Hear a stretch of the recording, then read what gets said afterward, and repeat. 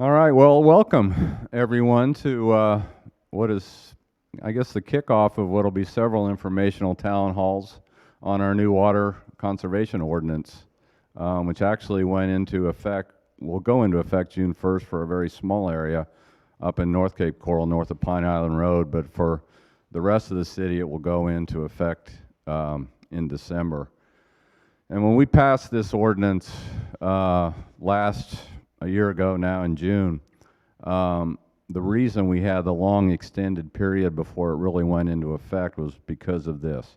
We wanted to have informational sessions so that people, residents, property owners, business owners really understood what this water conservation ordinance is about and why it's so important. The irrigation experts, the building industry, city staff, myself have been working on this ordinance for a long time to make sure that it did what it was intended to do. Scott, when did they start on this? Back in maybe 6, 7 years ago? Yeah, so it's been in the works, but we finally got it to a place where everybody agreed that what we were doing was going to be important for the city. So tonight, we will give you information on this ordinance. We have several city staff members that are here that will have presentations for you all. And if you would, save your questions until after all the presentations, and we're going to kind of let staff answer your questions one-on-one about any concerns or issues you might have with any of this. But the issues we'll cover tonight will be soil sensors, smart controllers, why they're important, an irrigation variance or rebate that will exist for those that put in a smart controller system, our current irrigation schedule, which we expanded, I guess almost a year ago now, to add Tuesdays to the watering day, and it's really improved our pressures a lot, which and you'll hear tonight why pressures are important. If the pressures aren't high enough, your nozzles won't come up and they won't provide the right amount of water to your yard. And water quality, how that impacts everything. But what's crucial about this ordinance is 70% water efficiency and what that means. If your irrigation system isn't set up properly to spread the right amount of water across the entire yard, this can lead to water runoff, to nutrient runoff, and we all know what nutrient runoff means in terms of algae blooms in our canals. And when you're in a city with 405 miles of canals, we have to protect that. So, and the ordinance was put in place for new construction, but it's also important for people with existing systems on what you can do now to achieve 70% water efficiency, to keep that water from running off into the roads and into our canals. It's crucial for a city that continues to grow. And the reason we put the ordinance in place for a small section up north of Pine Island Road was because those properties are all on wells.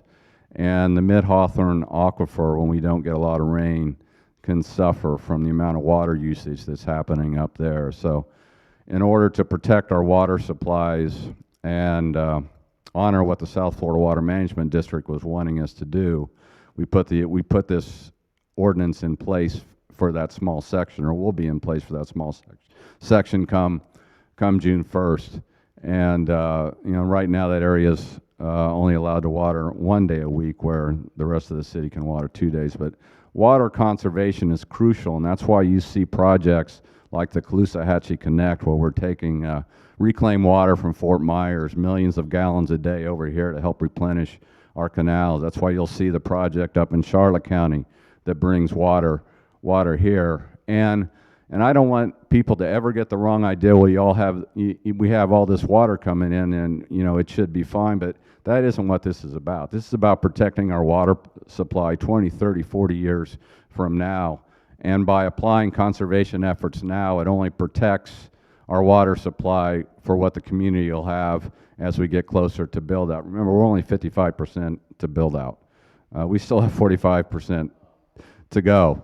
So we're a new city that has to look at water conservation and things like this. So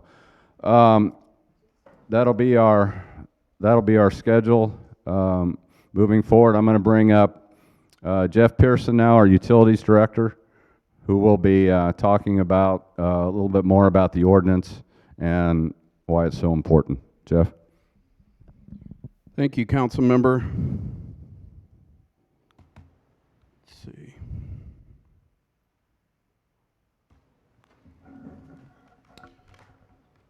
All right. Again, my name is Jeff Pearson. I'm the utilities director here at the City of Cape Coral. I got a short presentation for you regarding the new irrigation ordinance. As Councilmember Hayden said, the ordinance was adopted last June to go into effect December 1st of 2024. However, due to some low aquifer levels in the Mid-Hawthorne, which most of the private wells are tied into, I gave council a menu of options, and council adopted ordinance 29-24 subsequently.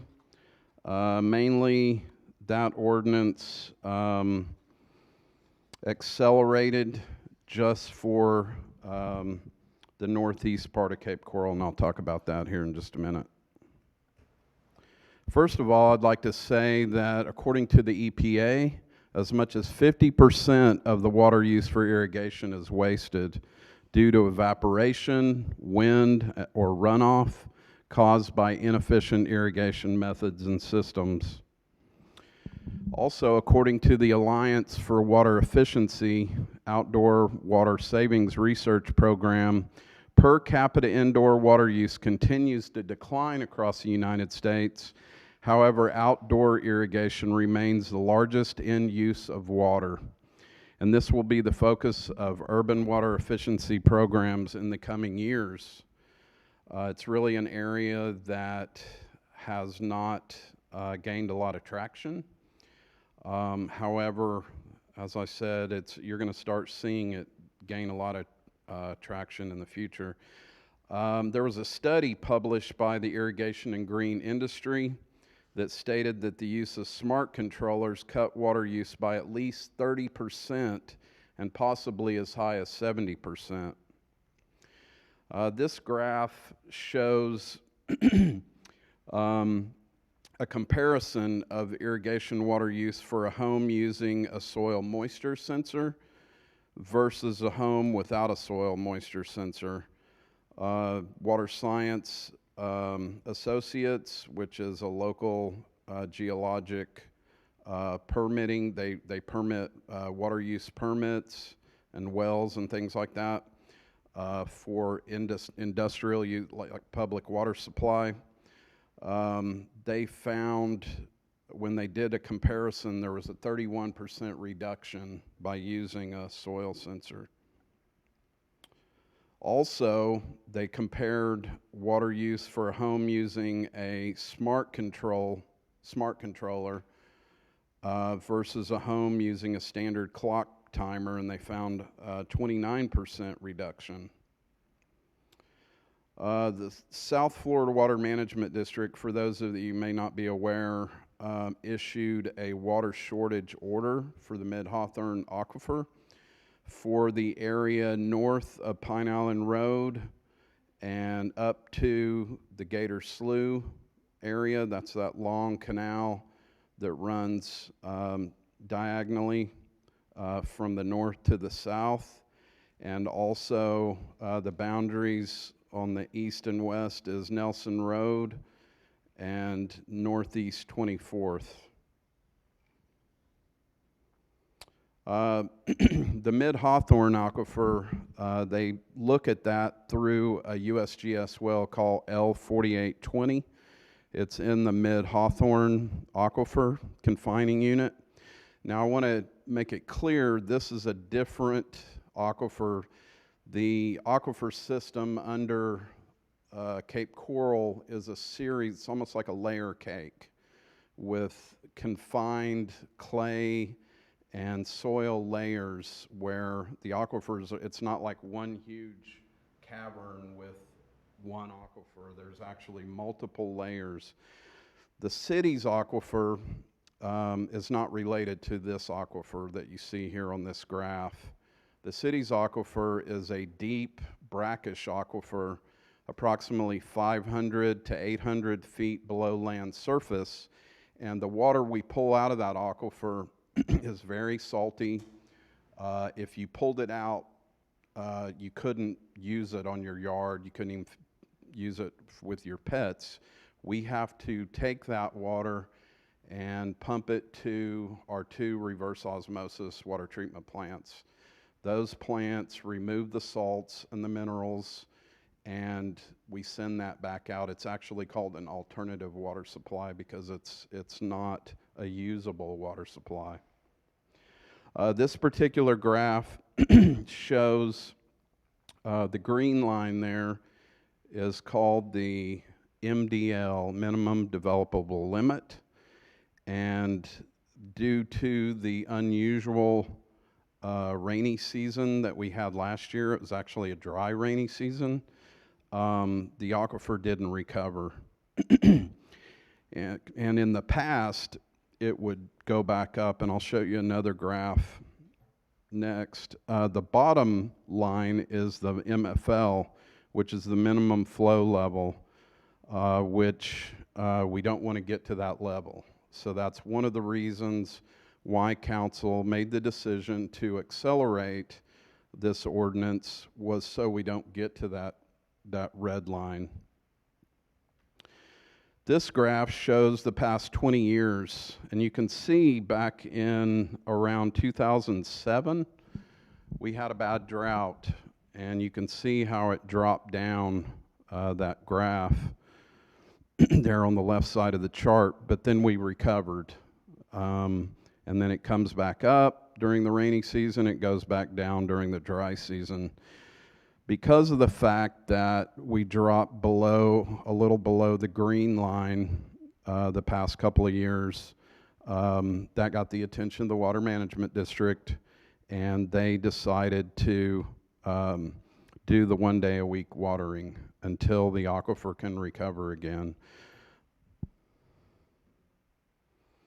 Some of the restrictions that the Water Management District implemented were 1 day a week watering, and it follows the City of Cape Coral's 1 day a week watering restrictions. For the rest of Lee County, odd addresses can water on Saturday, even addresses water on Sunday, and you can't water between 9 a.m. and 5 p.m.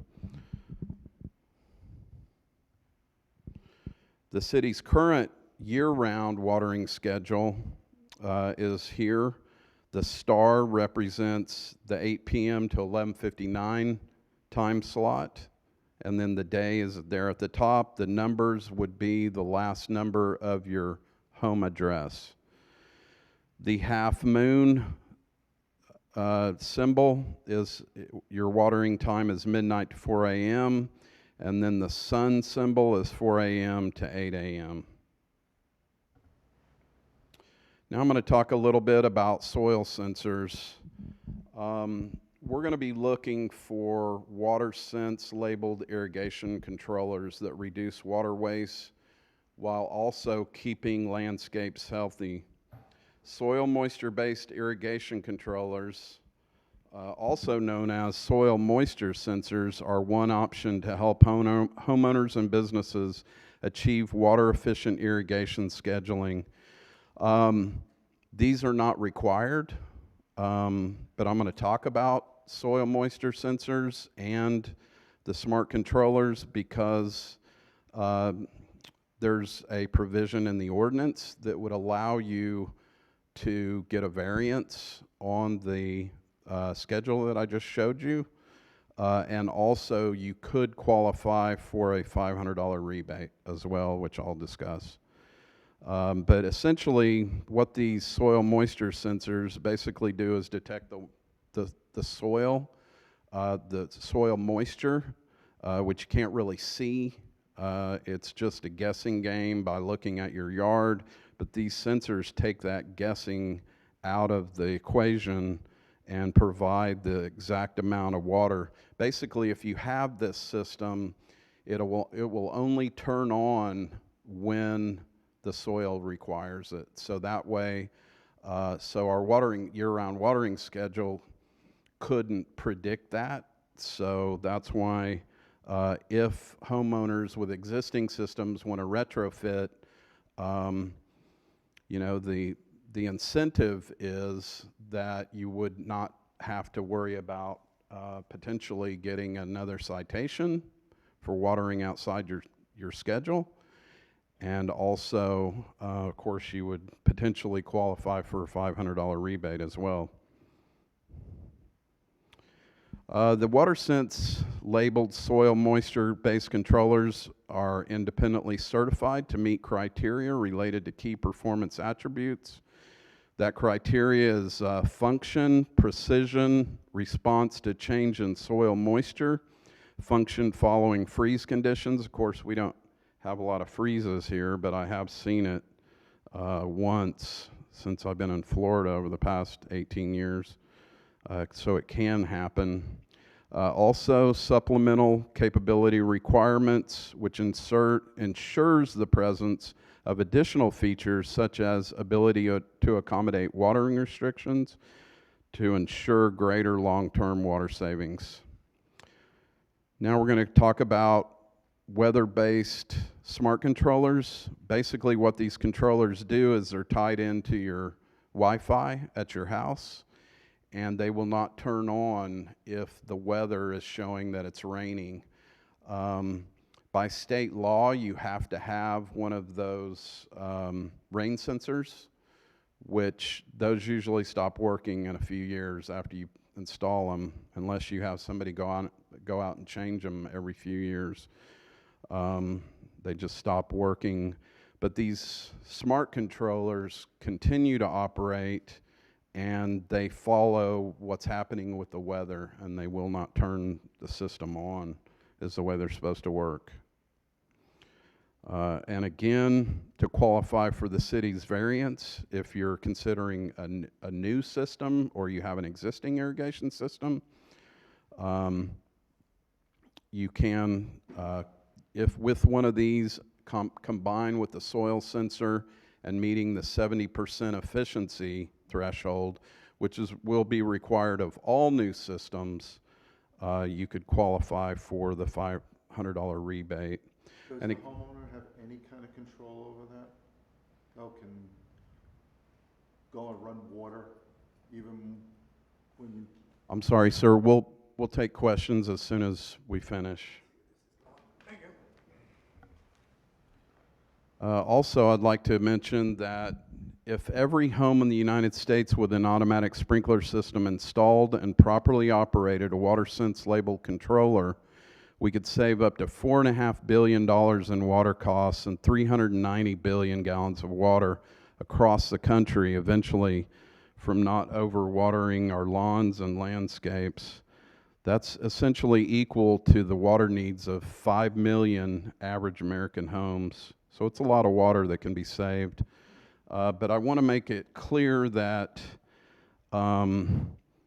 the smart controllers, soil sensors are not required if it's a new system or you're retrofitting your existing system and it's $2,500 or more in upgrades.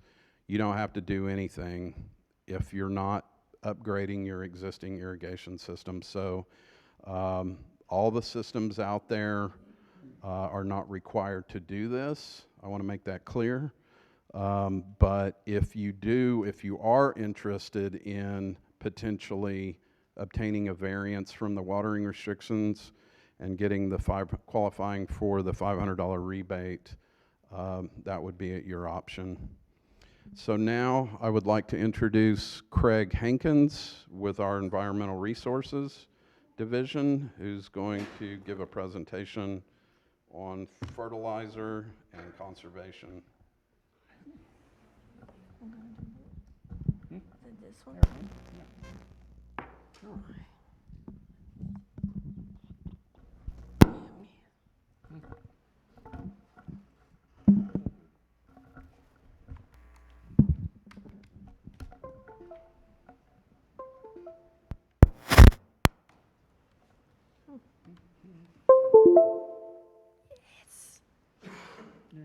Okay, thank you.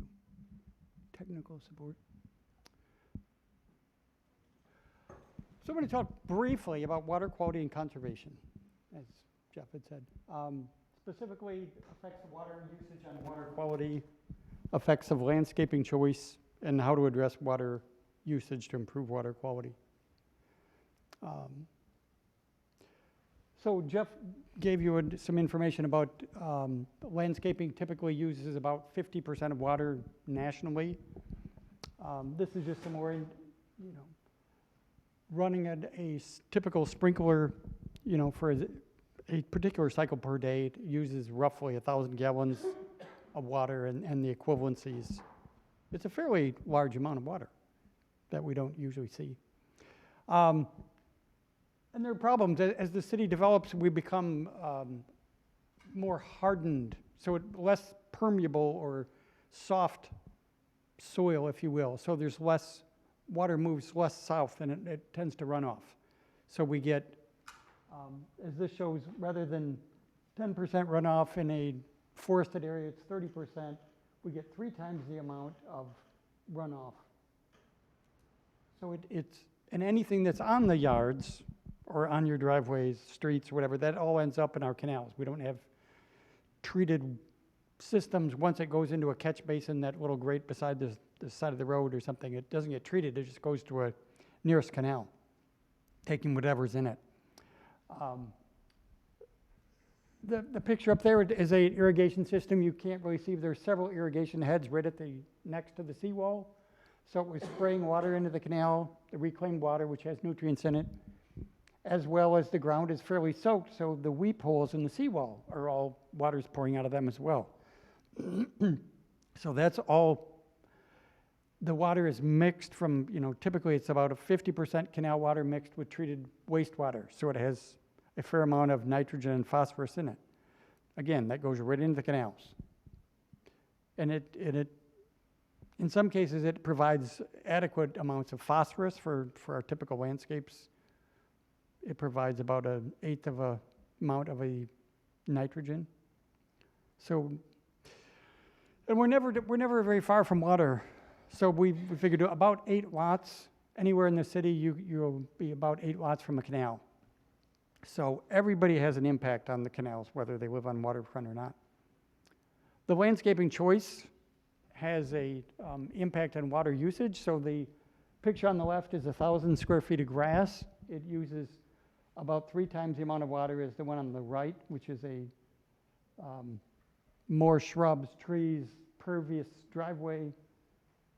Again, it's just a different choice of how much grass do you need.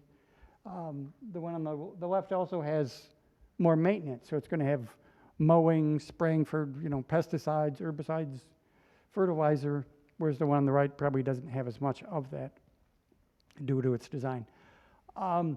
The type of ground cover also affects the soils. So the taller ground covers are typically cooler. You probably can't read that there's like the high 80 to 90 degrees. St. Augustine, when it's tall, when it's mowed tall, like ankle high, it's about 90 degrees. When it's kept scalped short, like we frequently see, it's about 30 degrees hotter. So that leads to drying out the soil, drying out the grass. It needs more irrigation just by how it's being maintained. Vegetation in the canals helps to prevent evaporation. So Lake Okeechobee gets about 21,000 acre feet of water coming in. About double that just evaporates because it's largely just water. There's plants on the edges, but the bulk of it is just water. the sun beaks on it. So having aquatic plants actually shades out some of that, so it prevents some of that evapotranspiration in our canals, which keeps them a little higher. The landscape on the left has has more sod, more grass, but the way it's designed, it's difficult to irrigate that properly. You're going to hit the landscape beds that are, shrubs with the same amount of water as you would the grass, which doesn't need as much. So one's going to be overwatered, one's going to be underwatered, or the one on the right is predominantly gone to ground covers, shrubs, mulch beds, and things. They've reduced the amount of grass, except for in the backyard. So the higher water needs are kept in one area. Rain barrels are one idea for collecting water. So a single 1-inch rain can produce 1,000 gallons of water, a 55-gallon drum. Obviously, we won't collect that, but I mean, it'll collect enough to do a water garden, a small raised bed, or something like that. It's just a choice of reusing that water before it's lost. And we have a rain barrel class coming up at the end of July down at Rotary. Our fertilizer ordinance is going to kick in on June 1st. And there's some information over there about it. It protects water quality and quantity and prevents the necessary treatment for removal of aquatic plants and algae and other things that grow. And we encourage you to rethink your yard. So going away from the larger sod-based landscapes, going to things that are more ground covers and drought-tolerant plants and shrubs. We offer classes on Florida-friendly landscaping down at Rotary Park as well. And that is it for me. And I'm turning it over to Mr. Hayden, I guess.